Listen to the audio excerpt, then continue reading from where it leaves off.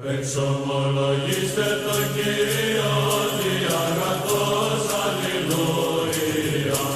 with more of the inside of the church, let's say that somebody was baptized Greek Orthodox. Okay. In life, they became a politician, they got a prominent political position, they're very known, and they begin to advocate for things like abortion unapologetically. They unapologetically advocate for things like gender transitions for children. But in their mind, they believe that they're still a Greek Orthodox, and they even come in for church, and a lot of people will probably be looking at them, they're like, oh, there's that senator, they're looking, and then communion starts. You see, they get up in the communion line, and they come to you, and they want you to literally give them the Eucharist. And everyone in here knows that they've fought for abortion, they've fought in order to have gender transitions done on children. In that moment, when all eyes are on you, and you have the Eucharist in your hand, what do you do?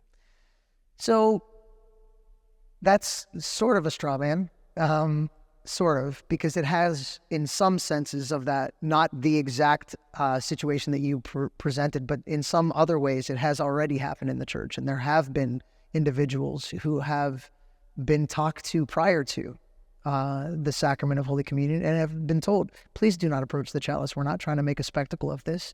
We understand that this is where you are politically. This is where you are. You're a newspaper reporter, or you're this, or you're that, or whatever those kinds of situations. I'm not trying to call anybody out, but I'm just saying it has already happened where the clergy have approached individuals and said, this is what you're advocating for right now is not the message of the Orthodox Church, right, as we stand right now.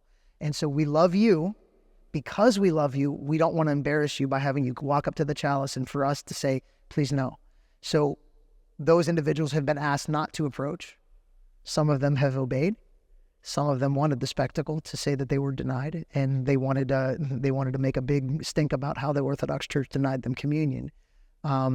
Those are situations that obviously we do not take lightly or kindly to, and it's sad on all aspects of it, because the clergy did their due diligence to try not to make a spectacle, to not embarrass them, to not make that the most important part of this thing. And so the sensationalism of it, unfortunately, created really bad things. But I will qualify that, again, because like I said, this is just kind of the way it works. It is on a case-by-case basis. We look at every individual as an individual, as a part of the whole. That's what the word Katholiki or Catholic means. You're a part of the whole. You're a part of that. We look at somebody as a part of the whole. We want you to walk with us on this path. We do recognize that everyone is at a different part of that path, and as long as you're willing to face Christ and walk toward Him on some level and some degree, some days you might fall, some days you might be standing. And so on that level, depending on where they are on that road, I might still offer them communion, depending. Again, it just depends on where they are. So somebody might have the makings of the person that you're talking about, but might still be they haven't completely given themselves over to it. They're really wrestling whether they should even be that politician at that moment. Maybe they should pull out of the race. Maybe you know what I mean? There's a lot of things that we may not know that are happening internally. But the priest, who's supposed to know everyone in the inner fibers of their being, that gets to talk to them, that gets to bring them before the Lord in the sacrament of confession, has that chance to kind of look at within their soul and to say, no, they're still wrestling. This is a struggle still. They haven't completely given themselves over to it. As long as it's still a struggle, why would I deny this person who's struggling communion in lieu of all of these other people who are still struggling?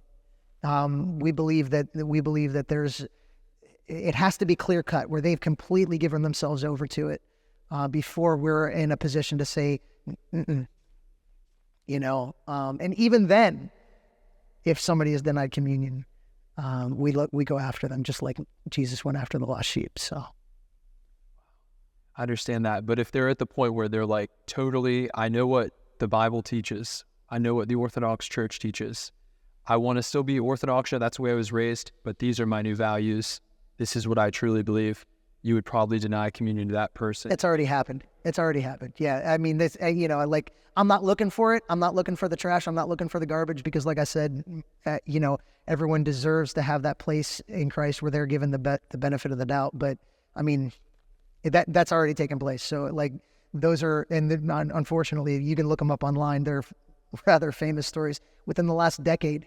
where things like that have happened by individuals that I actually knew personally, both the person approaching the chalice and the clergyman I knew personally, and it just creates hard feelings all around, unfortunately.